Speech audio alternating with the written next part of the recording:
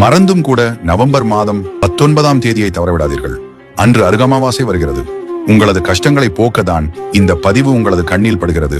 இந்த ஒரு தவறை மட்டுமாவது இந்த நாளில் செய்யாமல் இருங்கள்.